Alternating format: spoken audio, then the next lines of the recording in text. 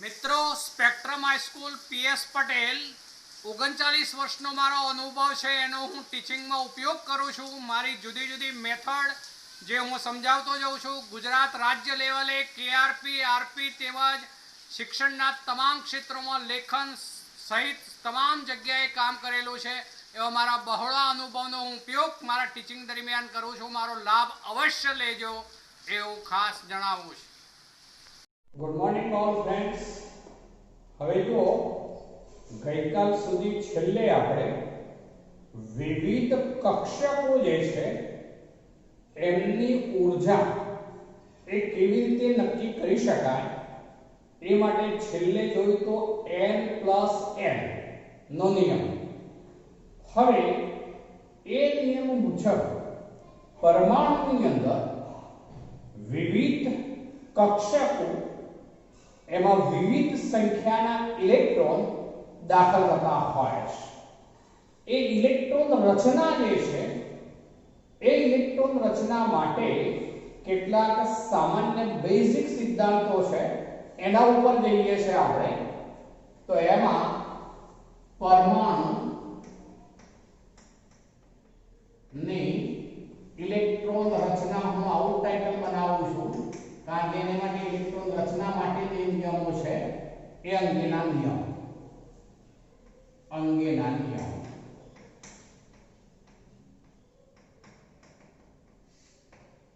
ચલો, પરમાણુની વિવિધ જે કક્ષકો હોય એમની ઉર્જા જુદી જુદી હોવાને કારણે વિવિધ કક્ષાઓમાં વિવિધ કક્ષકોમાં જે ઇલેક્ટ્રોનની ગોઠવણી થશે એ ગોઠવણી માટે એક છે આઉટબાઉનો સિદ્ધાંત, બીજું કહેવાશે પૌલીનો નિષેધનો સિદ્ધાંત અને ત્રીજું છે હુન્ડનો મહત્તમ ભ્રમણનો નિયમ.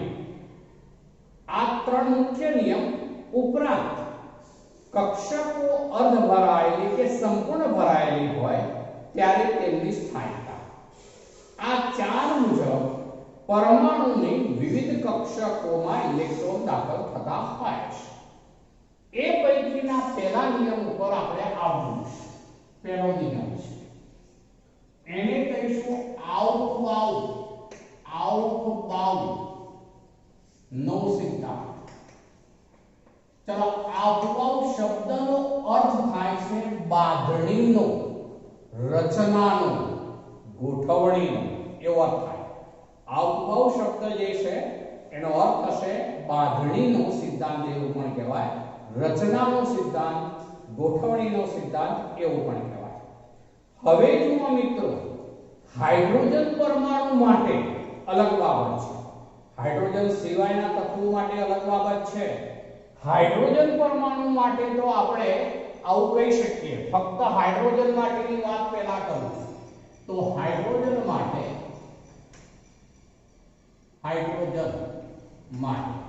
આપણે આવું લઈએ છીએ 1s is less than 1s ની ઊર્જા સૌથી ઓછી is less than 2s બરાબર 2p.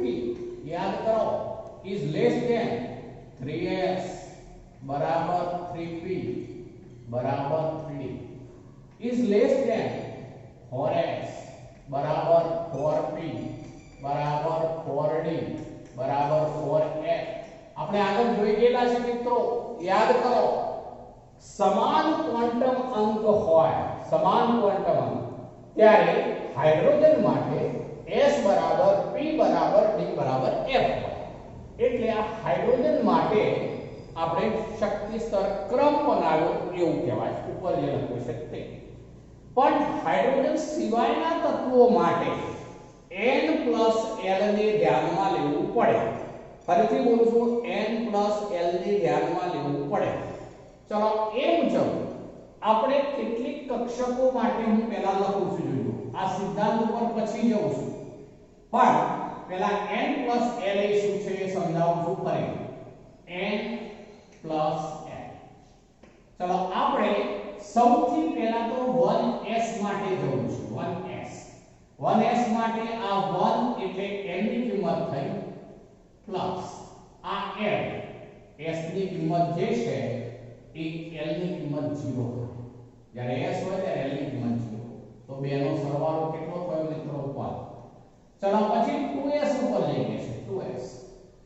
n ની કિંમત 2 s કક્ષક હોવાથી 0l ની કિંમત બરાબર 2. ચલો હવે આપણે આગળ વધીએ છે 2p. બીજા ક્રમમાં s પણ હોય ને p પણ હોય તો એમાં n ની કિંમત 2, n ની કિંમત 2 પછી વત્તા ચલો p તો l ની કિંમત 1 તો 2 ને 3.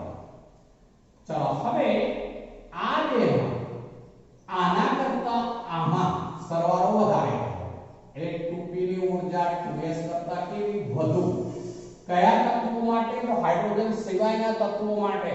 જો હાઇડ્રોજન માટે 2s બરાબર 2p હતું, હાઇડ્રોજન સિવાયના તત્વો માટે 2s ની ઊર્જા ઓછી કારણ કે s l નો સરવાળો ઓછો માટે એની ઊર્જા ઓછી, 2p ની વધારે. 1s ની તો સૌથી ઓછી. ચલો આગળ વધીએ છે 3s. તો આ 3 0 બરાબર 3. જ્યારે બે નો સરવાળો સરખો થતો હોય ત્યારે મિત્રો શું જોવાનું?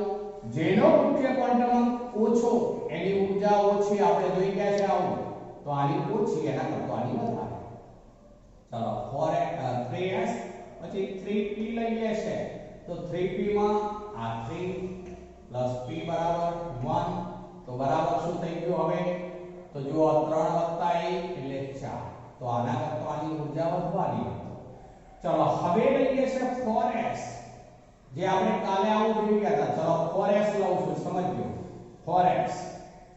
ચલો આમાં 3d પહેલા લખી દઉં છું પછી 4s લખી દઈએ. ચલો 3d પહેલા 4s જ લખું છું. ચલો 4s તો n ની કિંમત 4. ચલો l ની કિંમત 0 તો બરાબર 4. ચલો આ બેની સરખામણી કરીએ તો આ સરખા પણ જેનો મુખ્ય ક્વોન્ટમ નાનો એની ઊર્જા ઓછી એટલે 3p ની ઓછી 4s ની વધારે. ચલો પછી 3d ઉપર આવું છું કારણ કે ત્રીજા ક્રમમાં d કક્ષક પણ હોય. મેં અહીંયા લખ્યું, તમે અહીંયા લખીને આ 4s નીચે લખો તો એ વાંધો નથી. પણ હવે 3d લઈએ છે તો n ની કિંમત 3 વત્તા d કક્ષક હોવાથી એવો શબ્દ વાપરો. d કક્ષક હોવાથી આ કિંમત 2. ચલો 3 ને 2 5. ચલો પછી 4p લઉં છું. જો આ બે ની અંદર શું થયું? તો આ સરવાળો ઓછો, આ સરવાળો વધુ. સરવાળો ઓછો એની ઊર્જા ઓછી, 4s ની ઓછી, 3d ની વધારે. મિત્રો જુઓ 3d ની વધારે. ચલો ત્યારબાદ 4p ઉપર આવીએ છીએ. 4p ની અંદર લઈએ તો આવું થવાનું મિત્રો. જુઓ આ 4 વત્તા 1 એટલે 5. આ બે સરવાળો સરખો તો મુખ્ય ક્વોન્ટમ જેનો ઓછો એની ઊર્જા ઓછી એટલે 3d ની ઊર્જા ઓછી. ત્યાર પછી 4p. જો અહીંયા ક્રમમાં થોડુંક અનિયમિતતા જેવું લાગશે. અહીંયા સુધી બરોબર છે 3s 3p પછી 3d ના આવે 4s આવે ઊર્જાની દ્રષ્ટિએ, પછી 3d આવે પછી 4p આવે. ચલો હવે આ બધામાં આપણે ઇલેક્ટ્રોન દાખલ કરવા હોય તો આ n + l ના સરવાળા ઉપરથી નક્કી થઈ શકે. હું એને બીજી રીતે યાદ રાખવાનું રીત સમજાવું છું, સમજો. આપણે આવું લઈએ છીએ. અહીંયા 1s, ચલો આ 2s, આ 3s, આ 4s, આ 5s, આ 6s, આ 7s અને આ 8s. આપણે શું કર્યું એ બોલું છું, સમજો. 1s થી 8s સુધી લખ્યું, વચ્ચે લગભગ સમાન અંતર રહે એ રીતે જગ્યા છોડી દીધું. લગભગ સમાન અંતર રહે વચ્ચે એ રીતે જગ્યા છોડી છે. ચલો હવે આપણે p કક્ષકો માટે લખ્યું છે.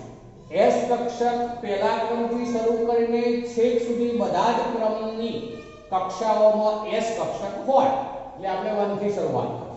ચલો p ની વાત કરીએ તો પહેલા ક્રમની કક્ષામાં p ન હોય એટલે 1p ન હોય એટલે આ જગ્યા છોડી દઈશું મિત્રો. ચલો એટલું ડિસ્ટન્સ અહીંયા રહેવું જોઈએ તો આ 2p લખીશું આપણે 2p. ચલો આ 3p જે તેની નીચે આવે ધ્યાન રાખવાનું. 4p 5p 6p 7p. આપણે શું કર્યું તો બંને બાજુથી એક એક છોડી દીધી એવો શબ્દ વાપર્યો. બંને બાદથી એક એક છોડી દીધી. હવે સ્પષ્ટીકરણ કરું છું. આ ન હોય એવું નથી બોલતો, આ હોય, પણ આપણે યાદ રાખવાની એક મેથડ બનાવી છે એટલા માટે મેં આ બાદથી એક છોડી દીધી, પેલી બાદથી એક છોડી દીધી એમ કહું છું. બંને બાદથી એક એક છોડી દીધી. ચલો હવે આવું છે આપણે ડી કક્ષકો ઉપર. પહેલા ક્રમમાં ન હોય, બીજા ક્રમમાં ન હોય. ચલો બીજા ક્રમમાં ન હોય એટલે ત્રીજાથી શરૂઆત થશે, માટે અહીંથી આવશે 3D, આ 4D, આ 5D અને આ આવશે 6D. શું કર્યું? પાછું બંને બાદથી એક એક છોડી દીધી. જુઓ, બંને બાદથી એક એક છોડી દીધી. અહીંયા અંતર જે છે આ અને આ સરખું રહેવું જોઈએ એવું ધ્યાન રાખવાનું. ચલો હવે ત્યારબાદ આપણે F ઉપર આવીશું. F કક્ષકની શરૂઆત ચોથા ક્રમથી થાય એટલે અહીંયા ના હોય 4F. ચલો અહીંથી શરૂઆત કરીએ છીએ. આ 4F અને આ મૂકી દે 5. ચલો હવે મેં આટલું લખી દીધું પહેલા. હવે શું કરું છું એ સમજવું. શરૂઆત ક્યાંથી કરું છું તે. સૌથી છેલ્લી ચાર કક્ષકો જે છે એમાંથી પસાર થતો એરો દોરું છું. જુઓ, છેલ્લી ચારમાંથી પસાર થતો એરો. ચલો હવે બાકીની ચાર, ત્યાર પછીની ચારમાંથી પસાર થતો એરો સમાંતર એરો બને છે. જુઓ મિત્રો, સમાંતર એરો બને છે. ચલો ફરીથી સમાંતર એરો કરો. તે હવે 3 માંથી પસાર થશે. 3 ફરીથી સમાંતર એરો 3 માંથી પસાર થાય. હવે 2 2 1 1. આપણે બુક્સ ની અંદર જે છે આમ ઊભું લખી નાખ્યું છે. એ તમને થોડું ઓકવર્ડ પડશે. આ થોડું મારી દ્રષ્ટિએ સરળ છે એટલે મેં આ રીતે લીધું. મેં આડું લીધું 1s થી 8s. ફરીથી બોલું છું. ચલો એક છોડી દીધી 2p થી 7p. આ બાજુ એક છોડી દીધી. ચલો પછી d લખી. આ એક છોડી દીધી, આ એક છોડી દીધી, d લખી દીધી. પછી આ બાજુ એક છોડી દીધી, આ બાજુ એક છોડી દીધી અને f લખી દીધી. હવે આ જે છે કક્ષકોનો ઊર્જા સ્તર ક્રમ બનાવું છું જે આને આધારે છે મિત્રો, આને આધારે છે. ચલો તો આવું બોલાય સૌથી ઓછી ઊર્જા 1s ની. તો અહીંયા લખું છું તો જવાબ 1s is less than. ચલો આ એરો ઉભો થાય ત્યાં નીચે આવવાનું, પછી આ એરો ઉપર આગળ વધવાનું is less than 2s. ચલો 2s પૂરું થાય પછી અહીંયા આવવાનું આપણે તો less than 2p. ચલો પછી આ less than 3s, less than 3s. પછી અહીંથી આમ આવવાનું હા is less than 3p. ચલો પછી is less than 4s, is less than. ચલો 4s પછી કઈ આવે તો 3d. 3d. જુઓ મિત્રો, અહીંયા જે હતું એ 4s ની શક્તિ ઓછી છે. 4s કરતા 3d ની શક્તિ વધારે છે. 3d ની વધારે. ચલો 3d પછી કઈ આવે તો 4p.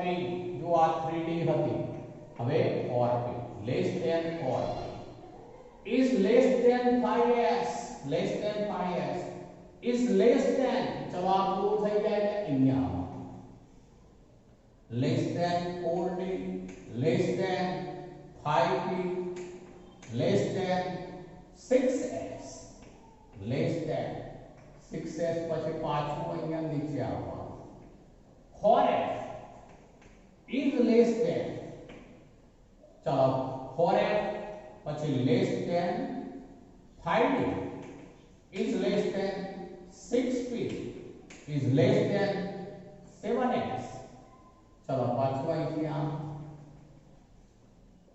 less than 5f, less than 6d, less than 7p, less than 8s. તો મિત્રો આ વિવિધ જે કક્ષાઓની કક્ષકો છે એમનો ઊર્જા માટેનો સ્તર ક્રમ બનાવી દીધો આપણે. ઊર્જા માટેનો સ્તર આખો ક્રમ છે. આ n+l ને આધારે છે. n+l ને આધારે તમે ગમે તે વચ્ચેની લેશો. જો આ 3 ની આપણે અહીંયા મેં ગણતરી કરી બતાવી દીધી છે. 4s બરોબર, 4s ની શક્તિ ઓછી કારણ કે એમાં સરવાળો ઓછો થાય છે n+l. એના કરતા 3d ની વધારે, એના કરતા 4p ની વધારે. એના કરતા 5s માં શું થાય તો દરેકનો ક્વોન્ટમ અંક સહિત લખી દઉં છું. હવે જોજો આ થાય 5 + 0, આ થવાનું 4 + 2 ડાયરેક્ટ લખી દઉં છું જે તેમ નીચે. આ 5 p છે તો 5 + 1, આ 6s તો 6 + 0. ચલો હવે એટલા પૂરતી વાત પહેલા કરી દઉં. ચલો તો આમાં આ બેનો સરવાળો n + l થાય. આ 6 થઈ ગયું, આ 6 થઈ ગયું, આ પણ 6 થઈ ગયું. તો એમાં આનો ઓછો છે માટે 5s ની ઊર્જા આ ત્રણેય કરતા ઓછી. આ ત્રણેયનો સરવાળો કેટલો થાય છે જુઓ 6 6 6. તો એ વખતે શું જોવાનું? મુખ્ય ક્વોન્ટમ નંબર. જેનો મુખ્ય ક્વોન્ટમ નંબર ઓછો એનો એની ઊર્જા ઓછી. જ્યારે n + l નો સરવાળો સરખો થતો હોય ત્યારે જેનો મુખ્ય ક્વોન્ટમ નાનો તેની ઊર્જા ઓછી. 4 ની 2 6, 5 ની 1 6, આ પણ 6, એટલે આ દરેકમાં 6 6 છે. તો એ બધી સૌથી ઓછી ઊર્જા માટે કોણ જવાબદાર? તો આ 4 મુખ્ય ક્વોન્ટમ. જ્યારે આમાં કયો 5, આમાં કયો તો 6. ખ્યાલ આવી ગયો મિત્રો? ચલો આગળ પણ બતાવી દઉં છું. 4f તો આમાં શું થવાનું? તો 4 f કક્ષક હોય ત્યારે 3, 4 ને 3 7, માટે આના કરતા આની ઊર્જા વધી ગઈ કારણ કે આ 6 સરવાળો આ 7. ચલો અહીંયા આવું છું જોજો, આ 5 + 2, ચલો આ 7 + 6 + 1, ચલો આ 7 + 0. હવે જો આ બધામાં 7 થયો સરવાળો, 4 ને 3 7, આ પણ 7, આ પણ 7, આ પણ 7. શું જોવાનું એ 4 માટે? તો મુખ્ય ક્વોન્ટમ નંબર, જેનો મુખ્ય ક્વોન્ટમ નંબર નાનો એની ઊર્જા ઓછી. હવે જો બધાની સરખામણી કરીએ, આમાં 7, આમાં 6, બરાબર, એટલે એની ઊર્જા ઓછી. કારણ કે સરવાળો તો દરેકમાં કેટલો છે? 7 જ. જુઓ દરેકમાં સરવાળો 7 છે તો આપણે મુખ્ય ક્વોન્ટમ નંબર જ જોવાનો હોય. આ 7, ચલો એના કરતા 6 ની ઓછી, એના કરતા 5 ની ઓછી, એના કરતા 4 ની ઓછી. બરાબર? n + l સરખો થતો હોય ત્યારે આપણે જોવાનું. આગળ પણ બતાવું છું. જુઓ 5f તો 5 + 3, 6d તો 6 + 2, ચલો 7p તો 7 + 1, અને 8s તો 8 + 0. કેવી રીતે લઉં છું એ તમને ખ્યાલ આવી જવો જોઈએ. f કક્ષક એટલે l ની કિંમત મેં આ પહેલા મૂકી 3, અને આ તો મુખ્ય ક્વોન્ટમ. ચલો 6 d માટે l ની કિંમત 2, 7 p માટે l ની કિંમત 1, 8 s માટે l ની કિંમત 0. ચલો આ બધામાં 8 સરવાળો થયો મિત્રો. જુઓ 5 ને 3 8, 6 ને 2 7 ને 1 8.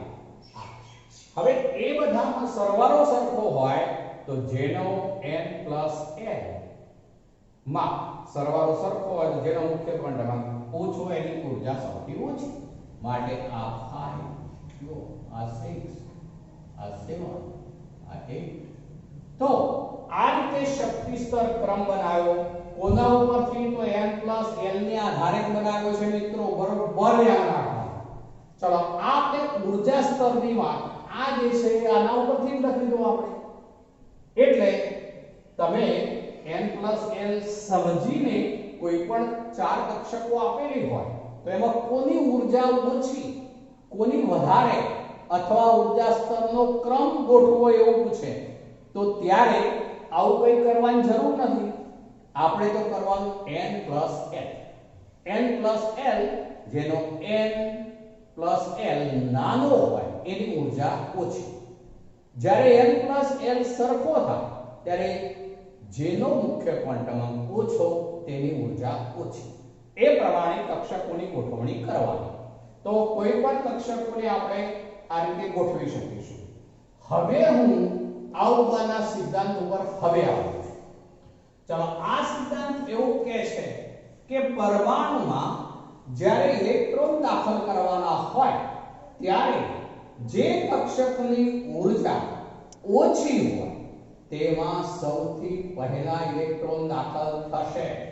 ફરીથી બોલું છું.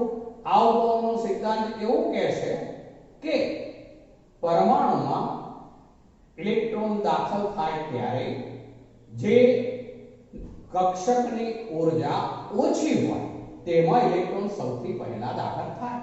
તો એ મુજબ આન આપણે વધાર્યો શક્તિ સ્તર ક્રમ, તો પહેલા ઇલેક્ટ્રોન 1s માં દાખલ થાય, એ ભરાઈ જાય પછી 2s માં જાય, એ ભરાઈ જાય પછી 2p માં જાય, એ ભરાઈ જાય પછી 3s માં જાય, એ ભરાઈ જાય પછી 3p માં જાય.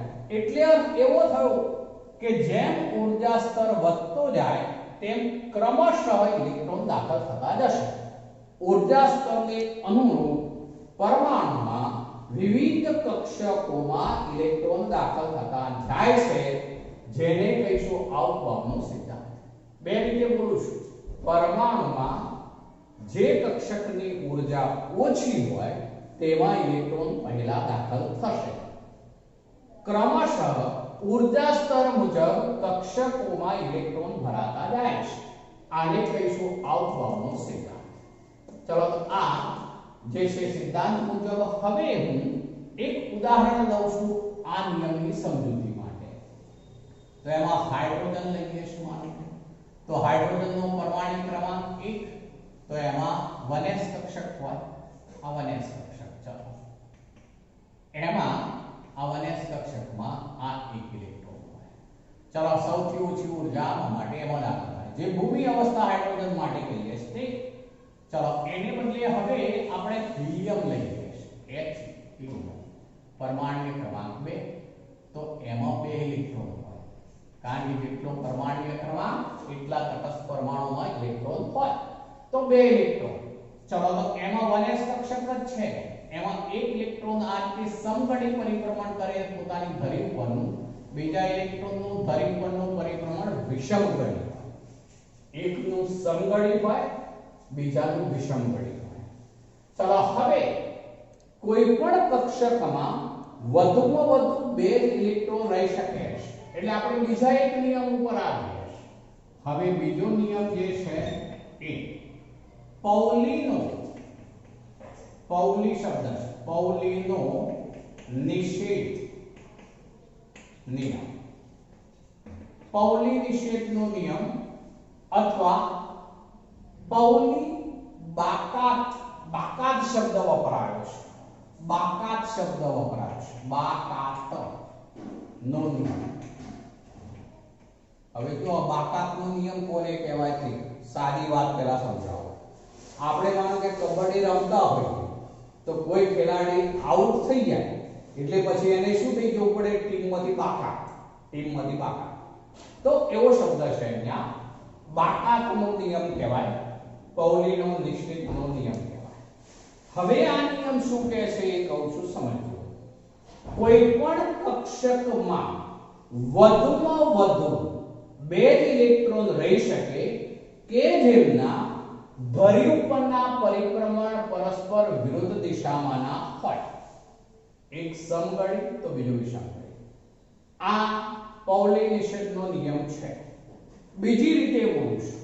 બીજી રીતે એમ કહેવાય કે એક જ પરમાણુના કોઈ પણ 2 ઇલેક્ટ્રોનના ચારેય ક્વોન્ટમ અંક કદી પણ સરખા હોઈ શકે નહીં. ફરીથી બોલું છું. એક જ પરમાણુના કોઈ પણ 2 ઇલેક્ટ્રોનના ચારેય ક્વોન્ટમ અંકનો સેટ કદી પણ સરખો હોઈ શકે નહીં.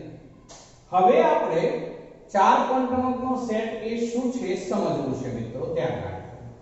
હું અત્યારે આ જે છે હિલિયમ માટે આ નિયમને અનુરૂપ 4 ક્વોન્ટમ અંક લખું છું, ધ્યાન રાખજો.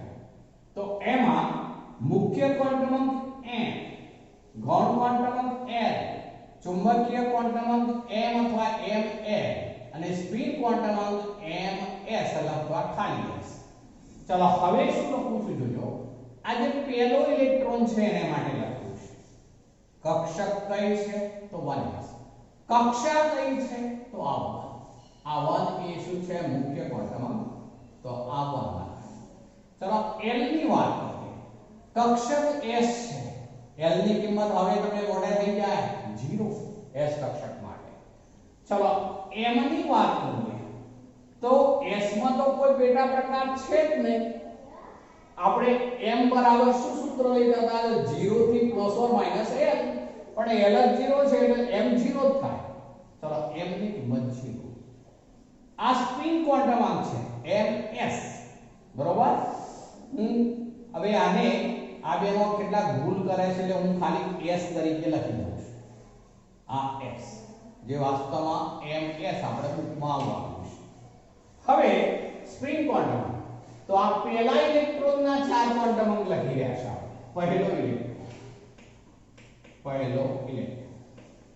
ચલો તો એમાં ઇલેક્ટ્રોનનું ધરીપણનું પરિભ્રમણ ક્લોકવાઇઝ છે એવું ગણીએ આપણે સમગણીએ તો એનો ભ્રમણ કોણીય વેગમાન છે એને કારણે જે સ્પિન ભ્રમણ અંક મળશે સ્પિન ક્વોન્ટમ અંક પણ કહેવાય તો એનું મૂલ્ય આપણે +1 આપશે એવું લઈએ સમગણી એટલે આપણે +1 આપ્યું સ્વીકારી લેશે એટલા +1 આ પહેલો ઇલેક્ટ્રોન આનો એને માટે બીજા ઇલેક્ટ્રોન માટે લઉં ચલો બીજો ઇલેક્ટ્રોન હવે કક્ષા 1 છે એટલે n ની કિંમત 1 ચલો હવે કક્ષક પણ 1 છે l ની કિંમત 0 એટલે s કક્ષક છે ચલો એનો કોઈ પેટા પ્રકાર ન હોય એટલે 0 પણ હવે એનું પોતાની ધરીપણનું પરિભ્રમણ કયું છે એન્ટી ક્લોકવાઇઝ વિષમગણી હોવાથી શું લખાય તો -1/2 હવે મિત્રો સરખાવો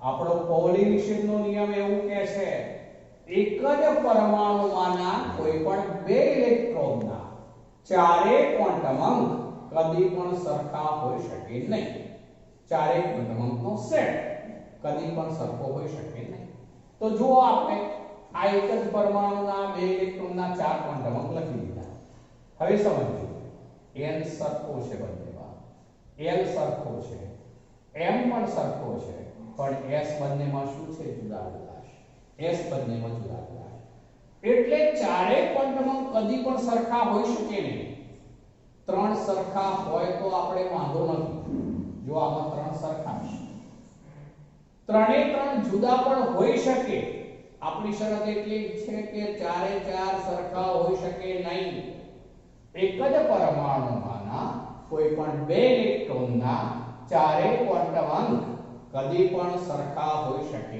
નહીં અહીંયા સ્પિન ક્વોન્ટમ અંક બંનેમાં જુદો થઈ ગયો જુઓ મિત્રો હવે શું કહું છે સમજો એને બીજી રીતે આપણે એવું કહ્યું આ જ નિયમ કે એક જ કક્ષકમાં વધુમાં વધુ બે ઇલેક્ટ્રોન રહી શકે છે કે જેમના સ્પિન પરસ્પર વિરુદ્ધ દિશામાંના જ હોય હવે હું કદાચ માનો કે આવું લખું તો શું થઈ જાય મને એ કહો આમ લખ્યું ઇલેક્ટ્રોન અને આ પણ આમ લખું તો ન થઈ શકે મિત્રો કેમ તો બંનેના સ્પિન સમાંતર થઈ ગયા તો શું થઈ જાય તો આ પણ +1/2 અને આ પણ +1/2 જ થાય છે +1/2 જ થાય તો ચારે ક્વોન્ટમ કેવા થઈ ગયા સરખા માટે શક્ય જ નથી માટે આ રીતે બીજો ઇલેક્ટ્રોન આ જ કક્ષકમાં દાખલ થઈ શકે ને એને શું થવું પડે વિરુદ્ધ દિશામાં દાખલ થવું પડે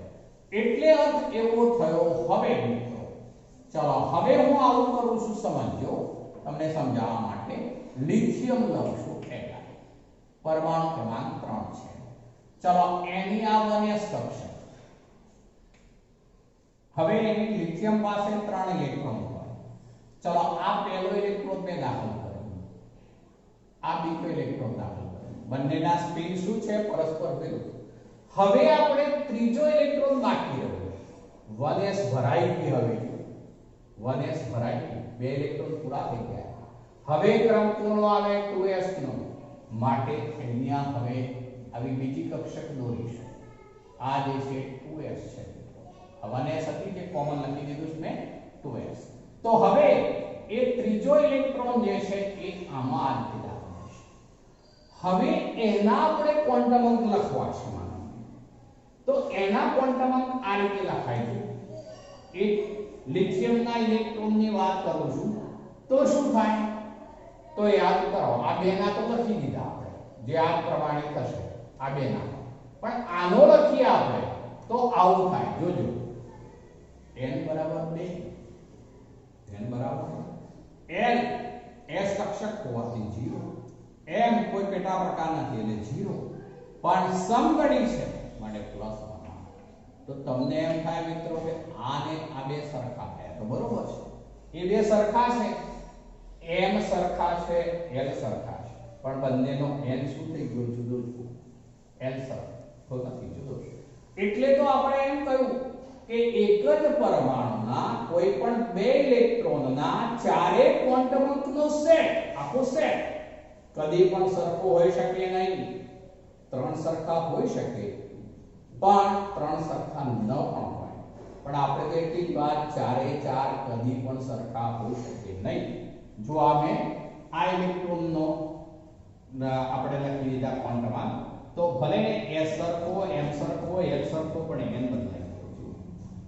હવે કોઈને એમ થાય કે આપણે આવું કરીએ તો શું થાય, લઉં છું એ સમજો. એ ખોટી બાબત છે, સાચી નથી, પણ તમને સમજાવવા માટે હું લઉં છું. આ બીજું, આ કક્ષકમાં હવે ત્રીજો ઇલેક્ટ્રોન દાખલ થશે. માનો કે આ 1s જ છે, તો હવે આ થવાનો આ પ્રમાણે ચારે ક્વોન્ટમ અંક એના, ચલો આના થવાના ચારે ક્વોન્ટમ અંક આ પ્રમાણે. હું 1s છે એવું જ કહું આને, તો આના પણ અહીંયા 1 લખવું પડે, આને માટે 1 0 0 અને આ +1. તો એ વખતે પહેલો અને ત્રીજો ઇલેક્ટ્રોનના ચાર ક્વોન્ટમ અંક સરખા થઈ જાય મિત્રો. પણ આપણો નિયમ શું કહે છે, તો એક જ પરમાણુના કોઈ પણ બે ઇલેક્ટ્રોનના ચારે ક્વોન્ટમ અંકનો સેટ કદી પણ સરખો હોઈ શકે નહીં, માટે આ શક્ય જ નથી. અહીંયા ઇલેક્ટ્રોનને પ્રવેશ મળી શકે નહીં. પ્રવેશ નિષેધ છે, નિષેધ એટલે નકાર. મિત્રો અમુક વખત કોઈ રોડ હોય એમાં વન વે, આપણે એવો શબ્દ વાપરીએ છીએ સિટીની અંદર, વન વે, તો ત્યાં બોર્ડ મારેલું હોય છે અમુક વખત કે અહીંથી પ્રવેશ કરવો નહીં, પ્રવેશ કરવો નહીં, પ્રવેશ નિષેધ છે. અમુક સિક્યોરિટી વાળી બિલ્ડિંગ હોય તો એમાં એવું લખેલું હોય કે પ્રવેશ નિષેધ છે. નિષેધ એટલે નકાર, એટલે કે અહીં ત્રીજા ઇલેક્ટ્રોનને પ્રવેશ મળશે નહીં, તેને બાકાત રાખે છે. જુઓ, ત્રીજો ઇલેક્ટ્રોન આમાં દાખલ થઈ શકે નહીં, આઉટ થઈ ગયો, આઉટ થઈ ગયો. એને ક્યાં જવું પડે, 2s માં જવું પડે. તો આ પૌલિંગ નિષેધનો સિદ્ધાંત કહેવાશે મિત્રો, પૌલિંગ નિષેધનો સિદ્ધાંત. આ બે જુદા થયા, એમાં લિથિયમના આપણે બધા ક્વોન્ટમ અંક લખીને મેં બતાવી દીધા. ચલો હવે લઈએ છે આગળ. અર્થ એવો થયો કોઈ પણ કક્ષકમાં વધુમાં વધુ બે ઇલેક્ટ્રોન રહી શકે. ચલો લિથિયમ પછી બેરિલિયમ લઉં છું, બી, ચાર પરમાણુ ક્રમાંક. ચલો એની 1s કક્ષક, આ પહેલો ઇલેક્ટ્રોન, આ બીજો ઇલેક્ટ્રોન. ચલો પછી આ 2s કક્ષક, એનો પહેલો ઇલેક્ટ્રોન, આ બીજો ઇલેક્ટ્રોન. આ મિત્રો સંજ્ઞા છે કક્ષક દર્શાવવા માટે, એ કોઈ આકાર નથી. આ ચોરસ જેવું કર્યું છે એ ખાલી સંજ્ઞા છે કક્ષકને દર્શાવવા. ઇવન રાઉન્ડમાં પણ દર્શાવી શકાય. ચલો આ બેરિલિયમના થયા, આમાં પણ આ નિયમનું પાલન થયું છે. પણ હવે લઈએ છીએ આપણે બોરોન. બોરોન પરમાણુ ક્રમાંક 5. ચલો હવે એમાં આવું થવાનું મિત્રો. ચલો આ પહેલો ઇલેક્ટ્રોન, બીજો ઇલેક્ટ્રોન, ત્રીજો, ચોથો, ચાર દાખલ કર્યા, પણ એની પાસે 5 હોય. ચલો હવે આપણે 1s પર આવી ગઈ, 2s પર આવી ગઈ. ચલો 2s પર આવી ગયા, ત્યાર પછી ક્રમ કોનો આવે, 2p નો. પણ 2p ની 3 પેટા કક્ષકો છે, યાદ કરી લો મિત્રો. આગળ આવી ગયો આપણે આ 2p ની 3 પેટા કક્ષકો આમ સળંગ બતાવીશ. 2p જેમાં ગમે તે 2px, બીજી 2py, બીજી 2pz, ત્રણેય સમ ઊર્જા ધરાવતી કક્ષકો છે, સમ ઊર્જા ધરાવતી કક્ષકો. હવે આપણે પાંચમો ઇલેક્ટ્રોન જે બાકી રહ્યો તો 2s ભરાઈ ગયું, પછી 2p માં જશે, તો આ પાંચમો ઇલેક્ટ્રોન. હવે મિત્રો કાર્બન ઉપર જવું પડે, કાર્બન 6. ચલો કાર્બનમાં જ્યારે ઇલેક્ટ્રોન દાખલ કરવાના હોય ત્યારે ફરીથી એક બીજા નિયમ ઉપર જવું પડશે, જે બીજા એક નિયમ ઉપર જઈશું. એ નિયમ જે છે એને કહેવાશે હુન્ડનો મહત્તમ ભ્રમણ સ્પિન ગુણકતા એવો શબ્દ વપરાય છે. સ્પિન ગુણકતાનો નિયમ, સ્પિન ગુણકતા એવો શબ્દ વપરાય નો નિયમ. ચલો આ નિયમ જે છે જ્યારે સમ ઊર્જા ધરાવતી ડીજનરેટ કક્ષકો હોય ત્યારે જ લાગુ પડશે. સમજો બરોબર. આ નિયમ જે છે એ સમાન ઊર્જા ધરાવતી જે કક્ષકો હોય એ બધાને ઇંગ્લિશમાં બોલાય ડીજનરેટ કક્ષક. સમશક્તિ સમાન ઊર્જા ધરાવતી, તો સમાન ઊર્જા ધરાવતી હોય એવી p ની 3 કક્ષકો યાદ કરી લો. એ જ રીતે d ની 5 કક્ષકોની ઊર્જા એ સરખી, f ની 7 કક્ષકોની ઊર્જા પણ સરખી. એટલે એનો અર્થ એવો થયો કે આ નિયમ જ્યારે લાગુ પાડવાનો હોય ત્યારે લાગુ પડશે. તો p ની કક્ષકોમાં ઇલેક્ટ્રોન વધુ દાખલ કરવાના હોય ત્યારે, d માં 5 થી વધારે ઇલેક્ટ્રોન દાખલ કરવાના હોય ત્યારે, f માં 7 થી વધુ ઇલેક્ટ્રોન દાખલ કરવાના હોય ત્યારે આ નિયમની જરૂર પડશે. હવે એ નિયમ શું કહે છે સમજાવું છું. એને માટે ઉદાહરણ જ લઉં છું, ધ્યાન રાખજો. કાર્બન 6 લઈએ છે મિત્રો. ચલો હવે આ 1s, આ 2s ને આ 2p ની 3 કક્ષકો મેં આ દોરી દીધી. કાર્બનનો પરમાણુ ક્રમાંક 6 છે, મને એની પાસે કુલ 6 ઇલેક્ટ્રોન હોય. ચલો જેટલો પરમાણુ ક્રમાંક એટલા ઇલેક્ટ્રોન. તો આ 1, આ 2, આ 3, આ 4 આ મુજબ ભરતા જવાના હોય. ચલો હવે 2p, પણ 2p ની 3 કક્ષકો છે. હવે આ 4 ઇલેક્ટ્રોન દાખલ કરી દીધા. આ 5મો મિત્રો છઠ્ઠો ઇલેક્ટ્રોન આમાં નહીં આવે એ વખતે આ નિયમ લાગુ પડે છે. છઠ્ઠો ઇલેક્ટ્રોન અહીંયા જશે, છઠ્ઠો ઇલેક્ટ્રોન ત્યાં જશે. આ બરોબર યાદ રાખવાનું છે. ક્યારે આવો નિયમ લાગુ પડે? તો p ની 3 કક્ષકોમાં ઇલેક્ટ્રોન દાખલ કરવાના હોય ત્યારે દરેકમાં પહેલા એક એક ઇલેક્ટ્રોન દાખલ કરવાના, પછી વધતા હોય તો જ યુગ્મન થાય, તો જ યુગ્મન થાય. એટલું યાદ રાખીશું. ચલો આ કાર્બન છે, નાઇટ્રોજન 7,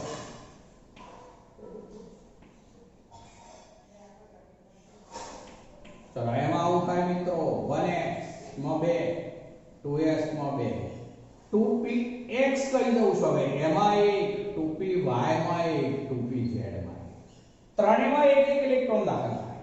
n7 2 2 4 આમાં 2 ન થાય ભેગા, કારણ કે આ ત્રણેયની ઊર્જા સરખી છે. માટે નિયમ એવું કહે છે કે સમ ઊર્જા ધરાવતી કક્ષકોમાં ઇલેક્ટ્રોન જે છે એ શક્ય હોય ત્યાં સુધી અયુગ્મિત સ્થિતિમાં રહેવાનું પસંદ કરશે. વધુ ઇલેક્ટ્રોન આવે ત્યારે જ યુગ્મન થાય. ચલો p માં 3 કક્ષકો, ત્રણેયમાં એક એક ઇલેક્ટ્રોન આપણે દાખલ કર્યા. મહત્તમ ભ્રમણ ત્રણે જુદા જુદા રાખ્યા એટલે વધુ ફેલાયેલા છે, માટે એને મહત્તમ ભ્રમણ શબ્દ વપરાશે. ઓક્સિજન 8, ચલો એમાં આવું થાય મિત્રો. ઓક્સિજન 8 છે. હવે આ 1 2 3 4 5 6 7 આપણે ત્રણેયમાં એક એક દાખલ કરી દીધા 7. હવે આવનાર 8મો ઇલેક્ટ્રોન એ અહીંયા યુગ્મનની શરૂઆત થશે. એ હવે યુગ્મિત થશે મિત્રો, યુગ્મનની શરૂઆત થશે. એટલે આપણે શબ્દ વાપર્યો સમ ઊર્જા ધરાવતી કક્ષકોમાં સૌપ્રથમ એક એક ઇલેક્ટ્રોન દાખલ થાય, એક એક ઇલેક્ટ્રોન દાખલ થાય. શક્ય હોય ત્યાં સુધી અયુગ્મિત એવો શબ્દ વપરાય, અયુગ્મિત સ્થિતિમાં રહે. વધુ ઇલેક્ટ્રોન આવે ત્યારે યુગ્મનની શરૂઆત થાય. આ યુગ્મનની શરૂઆત થાય એટલે અર્થ એવો થયો કે p કક્ષકમાં ચોથો ઇલેક્ટ્રોન આવતો હોય ત્યારે યુગ્મનની શરૂઆત થાય. ચલો પછી આપણે ફ્લોરિન લઈએ છીએ 9. ચલો એમાં આવું હોય મિત્રો.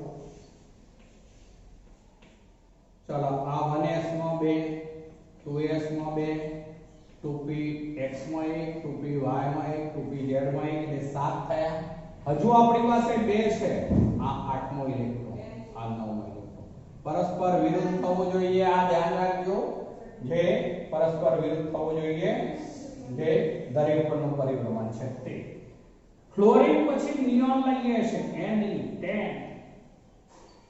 ચલો એને આવું લખાય મિત્રો, 1s, પછી આ 2s, આ 2p ની 3 કક્ષક. ચલો એમાં 1s માં 2 ઇલેક્ટ્રોન, આ સંપૂર્ણ ભર દેવા. પછી 2s માં પણ 2 ઇલેક્ટ્રોન સંપૂર્ણ ભર. ત્યારબાદ 2px માં એક જ, 2py માં એક જ, 2pz માં એક જ. આની સમ ઊર્જા ધરાવતી કક્ષકો છે. પહેલા દરેકમાં એક એક ઇલેક્ટ્રોન. બરોબર? ચલો હવે ચોથો ઇલેક્ટ્રોન આવે એટલે આ યુગ્મી, આ 5મો, આને માટે કહું છું, અને આ 6. બરોબર? Total 10 electron. તો આ નિયમની રચના થઈ મિત્રો. તો હુન્ડનો મહત્તમ ભ્રમણનો નિયમ અથવા સ્પિન ગુણકતાનો નિયમ કહેવાશે. ક્યારે લાગુ પડે? તો p કક્ષકો ના 3 પેટા પ્રકાશ px, py, pz માટે દરેકમાં એક એક ઇલેક્ટ્રોન પહેલા દાખલ થાય. ચોથો ઇલેક્ટ્રોન આવે ત્યારે જ યુગ્મનની શરૂઆત થાય. ત્યારબાદ ક્રમશઃ યુગ્મિત થતા જશે. ચલો એ રીતે d ની 5 કક્ષકો છે. પાંચેની ઊર્જા સરખી છે. ડીજનરેટ કક્ષકો છે, સમશક્તિજ કક્ષકો છે. માટે પાંચમાં પહેલા એક એક ઇલેક્ટ્રોન દાખલ થાય. છઠ્ઠો ઇલેક્ટ્રોન આવે ત્યારે યુગ્મિત થાય. ચલો એ રીતે d માં કુલ 10 ઇલેક્ટ્રોન રહી શકે. p માં કેટલા રહી શકે? તો 6. કારણ કે px માં 2, py માં 2, pz માં 2, દરેકમાં 2. એટલે p6 ત્યાં સુધી ઇલેક્ટ્રોન રહી શકશે. d માં ફરીથી બોલું છું 5 કક્ષકો, પાંચમાં એક એક, છઠ્ઠો આવે તો યુગ્મન થાય. એવા દરેકમાં 2 2 થઈ જાય તો d10. એ જ રીતે f માં કુલ 7 પેટા કક્ષકો. માટે 7 ઇલેક્ટ્રોન f માં દાખલ થાય ત્યાં સુધી દરેકમાં એક એક છે. 8મો ઇલેક્ટ્રોન આવે ત્યારે યુગ્મનની શરૂઆત થાય. તો આમ p ની 3 કક્ષકો હોય, d ની 5 કક્ષકો હોય, f ની 7 કક્ષકો, ડીજનરેટ સમશક્તિ ધરાવતી કક્ષકો હોય ત્યારે હુન્ડનો મહત્તમ ભ્રમણનો અથવા સ્પિન ગુણકતાનો નિયમ લાગુ પડે. આ નિયમ મુજબ સમ ઊર્જા ધરાવતી કક્ષકોમાં ઇલેક્ટ્રોન શક્ય હોય ત્યાં સુધી અયુગ્મી સ્થિતિમાં રહેવા પ્રયત્ન કરે છે કે જેમના સ્પિન એક જ દિશામાં એકબીજાને સમાંતર હોય. ત્યારબાદ વધુ ઇલેક્ટ્રોન આવે ત્યારે જ યુગ્મનની શરૂઆત થાય છે. આ ઇલેક્ટ્રોન રચનાઓ છે એને હું બીજી રીતે ઝડપથી લખું છું, જોજો. એને આપણે આવું લખી શકીએ. આને લખાય 1s ઉપર 2, સોરી 1s ઉપર 1. આ પહેલી કક્ષાની s કક્ષક એમાં એક ઇલેક્ટ્રોન. આમાં આવું લખાય 2s એમાં 2 ઇલેક્ટ્રોન એટલે 2s2. આને લખાય આવું લખાય, જુઓ 1s2 પછી લખાય 2s1. આ મેં પ્રથમ કક્ષાની s કક્ષક એમાં 2 ઇલેક્ટ્રોન, બીજી કક્ષાની s કક્ષક એમાં 1 ઇલેક્ટ્રોન બતાવ્યો. ચલો એ જ રીતે આને લખાશે 1s2 પછી 2s2 એવું લખાય મિત્રો. આને લખાય સીધી રીતે તો 1s2 2s2 2p1 લખાય.